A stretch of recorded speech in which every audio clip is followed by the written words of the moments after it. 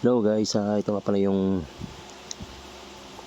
journey ko sa sitaw. Nag-start ako nung 19 last month. Total sold ko 114,000. And then bali yung naging capital ko dito sa account na to, umabot na ng 99,200 pesos. And then papakita ko lang sa inyo yung dashboard ko. Yan. Ito po yung naging dashboard ko. Sa puhunan ko na 99,200 pesos. Bali naging total profit ko dito ay umabot na ng 6,900. And then this first day ng May, meron akong 20 na pending orders. Hindi ko pa nabayaran yan kasi wala na akong pang-abono. And ipapakita ko lang sa inyo din yung processing rate ko. Yan, bumagsak na siya hanggang 28.57%. 10 product lang to. Bali, dito naman papakita ko sa inyo yung wallet ko. Yan. Nasa freezing money pa lang yung ano ko, yung puhunan ko, hindi pa siya bumabalik. Ito po lahat yung naging history na naging recharge ko. Yan, yung kailan ba to? Yan, yung April 19 ng deposit ko, 30,000 pesos. And then dinagdagan ko siya noong 22. And then 22 ulit, noong April 22, nag-Gcash na naman ako ng 20,000. And then 1,000 noong April 25.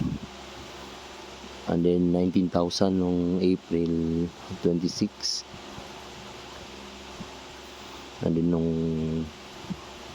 April 29, 5,500. And then 11,000 nung May 1. Yan, May 1 na tayo. And then kanina lang to, May 1 din, 27. Bali umabot na siya ng 99,200 pesos. Balik tayo sa dashboard. Umabot na ako ng orders. Ito yung pending orders ko. Kung babayaran ko yan lahat ngayon, aabot ng 7,900. Kaso hindi ko pa mabayaran kasi wala akong pang-abono ngayon. Bali from now on, magpo-post ako ng mga video and then update kung ano yung latest update para sa sitaw account ko, kung ano yung mga naging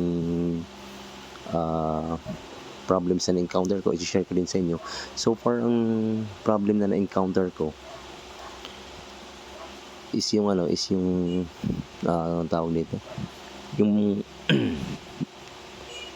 kung paano mo i-budget yung puhunan mo. Kasi ang pagkakamali ko kasi nung nag-start ako nung 19, buga lang ako ng buga.